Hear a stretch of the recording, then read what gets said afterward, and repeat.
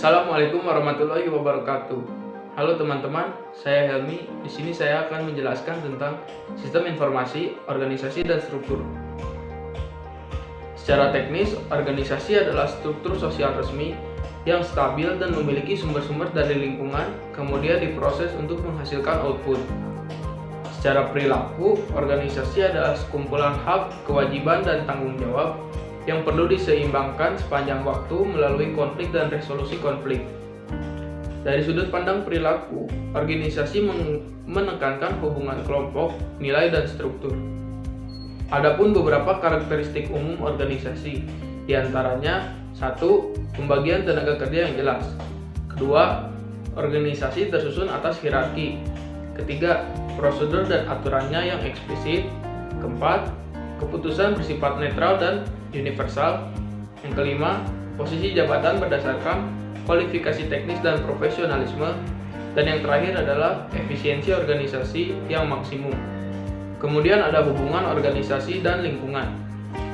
Lingkungan biasanya berubah lebih cepat daripada organisasi.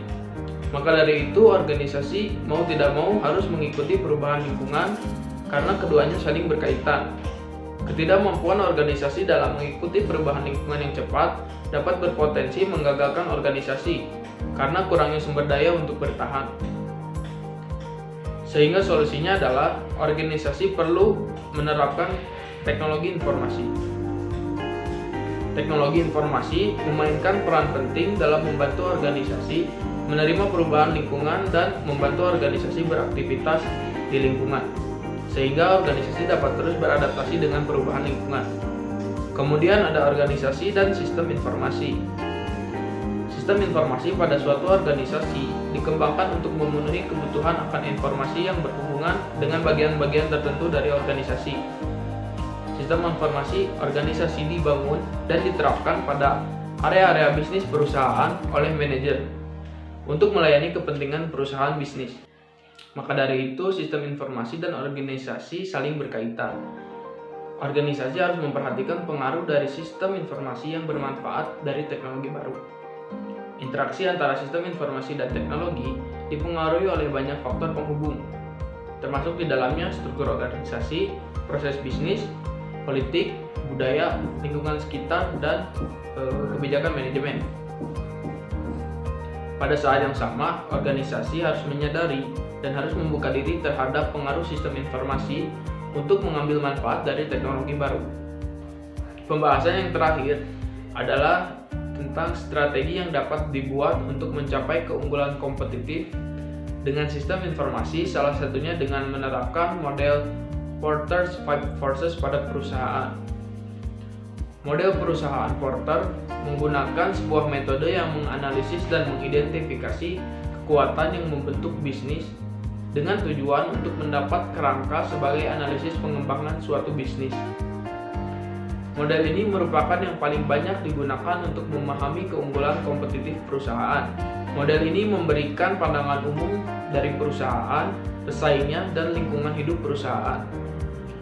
Ada 5 bagian yang setiap bagiannya memiliki nilai analisis yang mewakili faktor-faktor pendukung sebuah bisnis. Mari kita coba bahas dari setiap sisinya. Bagian yang pertama adalah pesaing di industri yang sama atau existing competitor. Dalam lingkungan pasar, sebuah perusahaan berbagi ruang dengan kompetitor yang lain yang memiliki berbagai strategi yang lebih efisien untuk mendapatkan pelanggan dengan memperkenalkan produk baru dan layanan yang berkualitas. Tinggi rendahnya persaingan yang akan dianalisis. Persaingan tentu akan tinggi jika ada banyak perusahaan dalam industri yang sama, tetapi ada juga perusahaan yang menguasai dalam suatu industri. Yang kedua adalah pesaing baru atau threat of new entrants. Pada sisi ini akan lebih menganalisis kepada awareness sehingga perusahaan dapat mengantisipasi adanya kompetitor pasar baru. Kompetitor pasar baru akan selalu memasuki pasar, apalagi dalam pasar ekonomi bebas. Ada kondisi di mana sebuah bisnis baru yang sedang booming atau viral terus bertambah di pasaran karena untuk membuat bisnis seperti itu cukup mudah. Hal ini menggambarkan bahwa pendatang baru itu memiliki tingkat ancaman yang tinggi. Bagian ketiga adalah produk dan jasa pengganti. Sisi ini akan menganalisis tentang pengganti atau substitut dari produk yang dihasilkan oleh perusahaan. Sebuah produk maupun jasa, apakah memungkinkan untuk digantikan dengan yang lain atau tidak? Hampir di setiap industri ada produk pengganti yang mungkin pelanggan gunakan jika harga barang utama terlalu mahal. Munculnya teknologi baru menyebabkan muncul pula produk pengganti baru, dan itu terjadi setiap saat. Dalam konteks ini, pengganti adalah barang atau jasa yang berbeda, tetapi dapat mengisi ketidakhadiran barang atau jasa yang utama yang telah dihasilkan atau dibutuhkan. Bagian keempat adalah pelanggan atau buyer's power.